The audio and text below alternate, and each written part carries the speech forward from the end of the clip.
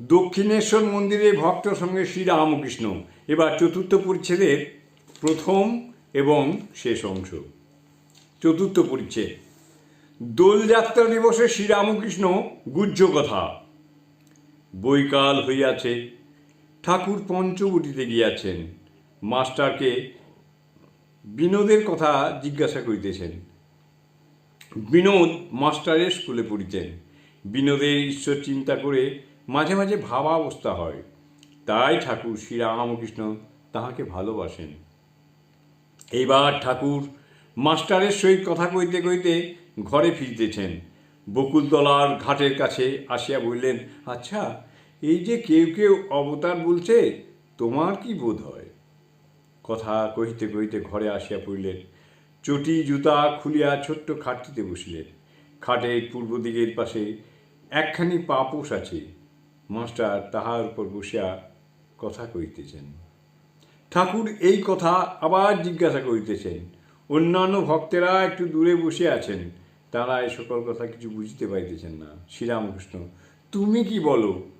Master, আজ্ঞা, আমারও তাই মনে হয়। যেমন চৈতন্যদেব ছিলেন, শ্রীরামকৃষ্ণ পূর্ণ, না অংশ না কলা। ওজন বলো না। মাস্টার, আজ্ঞা, ওজন বুঝতে পারছি না, তবে তাঁর শক্তি অবতীর্ণ হয়েছেন, তিনি তো আছেনই। শ্রীরামকৃষ্ণ, হ্যাঁ, চৈতন্যদেব শক্তি চেয়েছিলেন। ঠাকুর কিয়ৎক্ষণ চুপ করে রইলেন, পরেই বলিতেছেন, কিন্তু ষড়ভুজ। মাস্টার ভাবিতেছেন, চৈতন্যদেব ষড়ভুজ হয়েছিলেন? ভক্তেরা দেখিয়াছিলেন, ঠাকুরের কথা উল্লেখ কেন করিলেন? পূর্বকথা। ঠাকুরের উন্মাদ ও মার কাছে ক্রন্দন, তর্ক বিচার ভালো লাগে না। ভক্তেরা অদূরে ঘরের ভিতর বসে আছেন, নরেন্দ্র বিচার করিতেছেন।